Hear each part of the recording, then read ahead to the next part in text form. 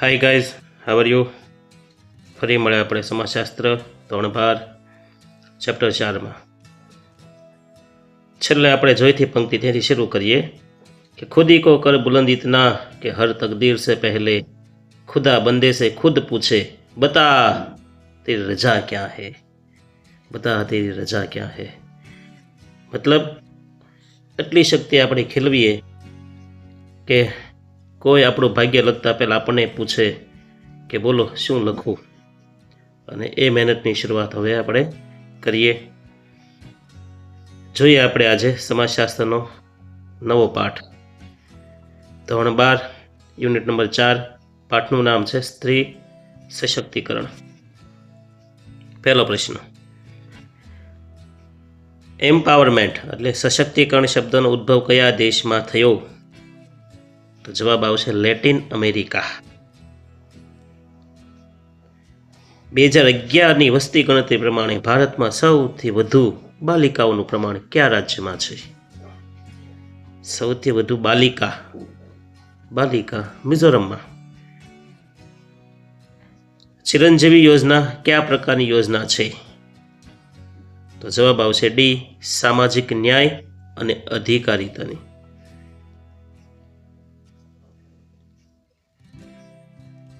ઓગણીસો 1માં ભારતમાં જાતિ પ્રમાણ કેટલું હતું? તો જવાબ આવશે સી, 972.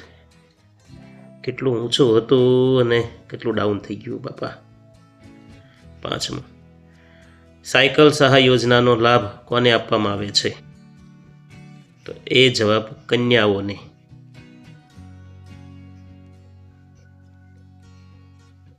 મહિલા રાષ્ટ્રીય પંચ કાનૂન ક્યારે ઘડાયો?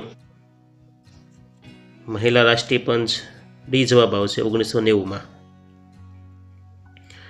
ગર્ભપાતનો કાનૂન ક્યારે ઘડાયો?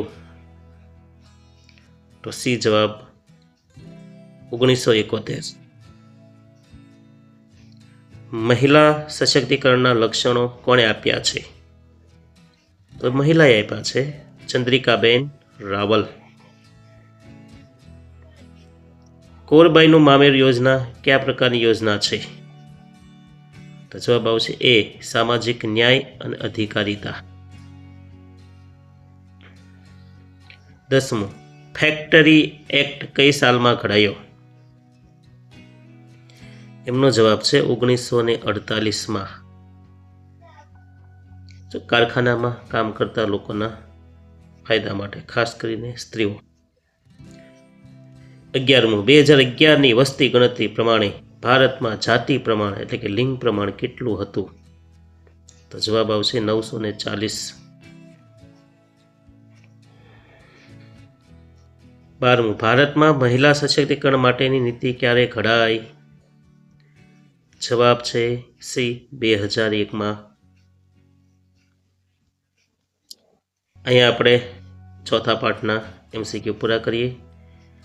જોઈએ આપણે છેલ્લે વિદાયવાણી, વિદ્યાવાણી સ્પેશિયલ તમારા માટે. શને પંથા શને કંથા શને પર્વત મસ્તકાની શનેર વિદ્યા શનેર્દવ્યમ પંચતાની શને શને શને. એટલે કે કોઈ પણ વસ્તુ ધીરે ધીરેથી જેની શરૂઆત થાય ને એ જ વસ્તુ આપણને પ્રાપ્ત થાય છે. એ લાંબા સમય સુધી ટકી રહે છે, અતિને ગતિ નહીં. શને પંથા એટલે કે ધીરે ધીરે પંથ કપાય છે. શને કંથા ધીમે ધીમે છે કાપડ બને છે. શને પર્વત મસ્તકાની પર્વત ઉપર ચડીએ તો એમાં ધીરજ રાખવી પડે. શને વિદ્યા, જો આપણે ભણીએ છીએ, અભ્યાસ કરીએ તો વિદ્યા પણ ધીમે ધીમે પ્રાપ્ત થાય છે. અને શને દ્રવ્યમ એટલે સંપત્તિ પણ ધીમે ધીમે જ બને છે.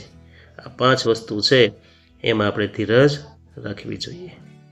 ઓકે, ચાલો ફરી મળીશું નવા પાઠ સાથે નવા લેક્ચરમાં. ત્યાં સુધી જય હિન્દ, જય ભારત. અસ્તુ.